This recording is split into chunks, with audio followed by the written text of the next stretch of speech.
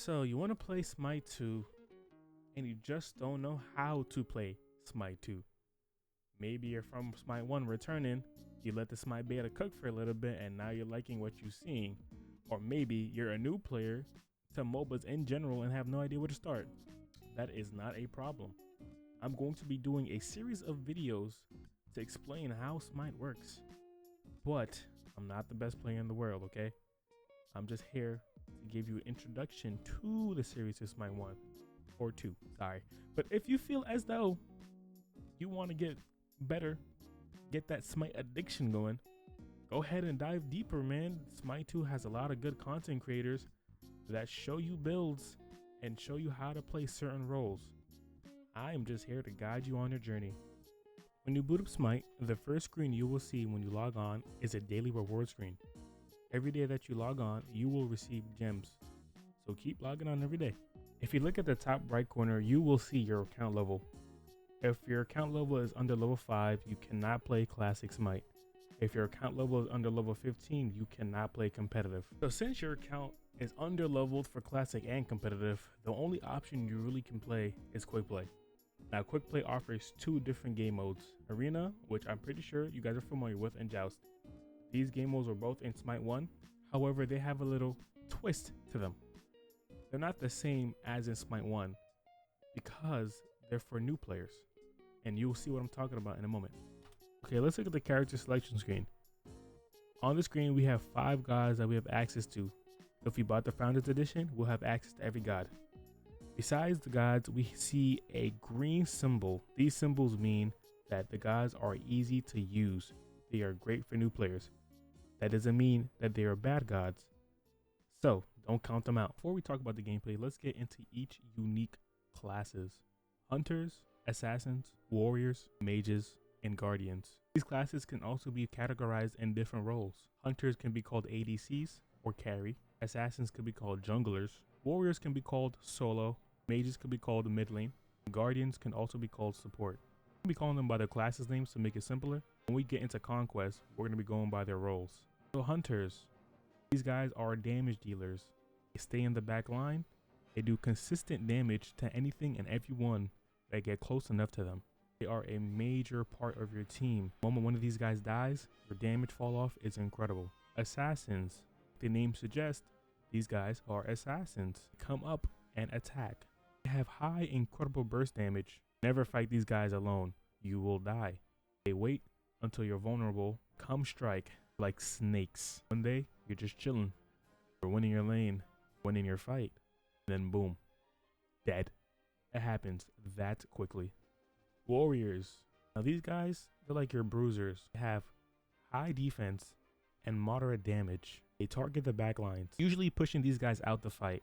When a warrior targets you, trust me, they're going to be on you like glue. You have to outdamage them or just run. That's when they win. They get you out the fight. It's a 4v5. You lost. Team is losing now. Then we have the guardians or supports. Like the name suggests, these guys help keep you alive. They heal you, stun enemies for you, setting up kills. They also peel for you, stopping the other backliners from shredding you. You have a good support. Good support can set up the most easy kills for your backline, allowing you guys to decimate. Choose one of these roles that you think fits you the best. But you have to remember, in Smite 2, you can build almost anything. Supports can be damage dealers now. You can build them with damage items and they hurt, especially with their CC. Trust me, do not get close to a damage support. They kill. Find the role that you think you would do the best in. If you were playing a role and you didn't expect that role to be so complicated, try another one. Keep trying until you find the one that's for you. Last but not least, we have mages. Like carry, these guys do high amounts of damage, but mainly in the form of burst damage. If you get hit by one of these guys' skills, trust me, that is half your HP. A mage's strongest asset are his skills. If they hit you with a full combo of the skills, you are not going to be alive to tell the tale. Key for mages is to make sure you hit your skills or you're vulnerable. They also persist in the backline as well as a carry, so you guys are going to be hand in hand together.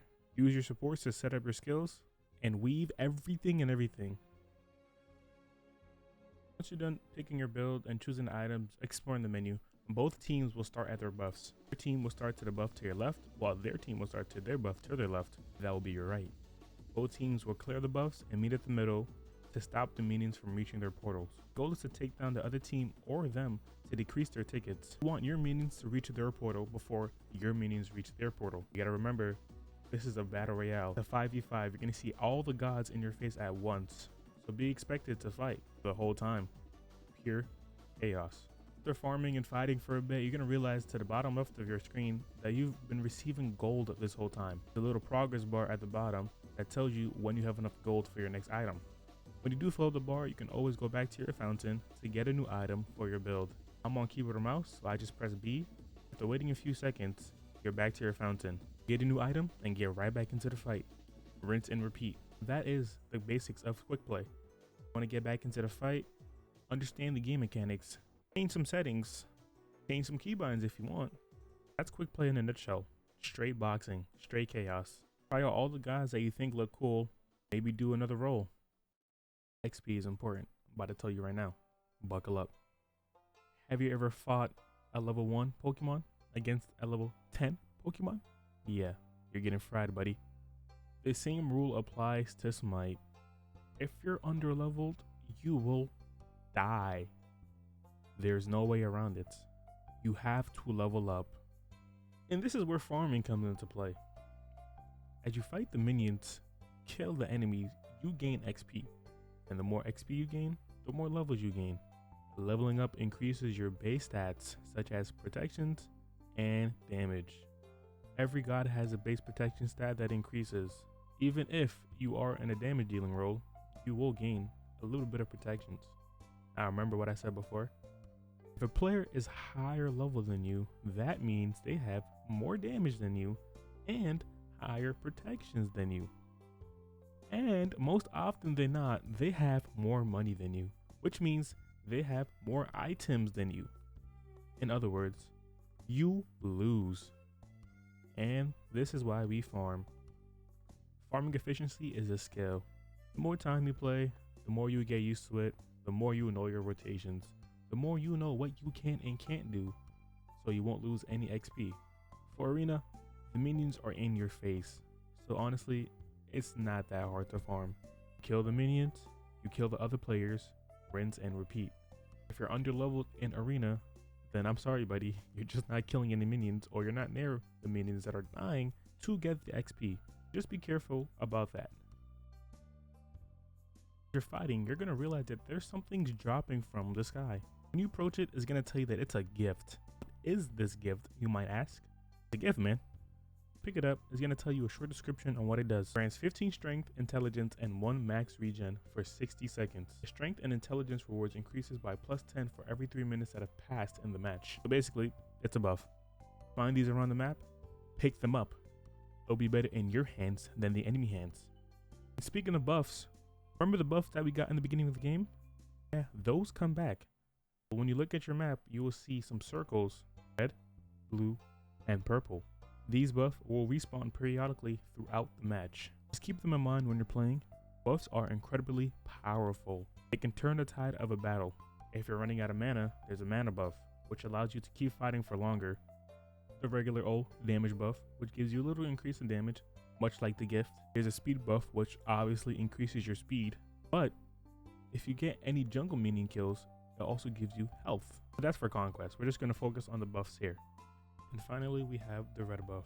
The red buff is basically poison. Whenever you hit an enemy, it will do damage over time. You know it's working when you see a yellow tick after you hit the enemy. Now it's time to combine all the knowledge in this video to play Arena. Farm minions to gain gold and level up. Periodically, check your map to see if the buffs are up, and if they are, go ahead and take it. Make sure to back when you have enough coins to get a new item. And make sure you're farming so you're not underleveled. If you're a damage role, your teammates are going to need that damage.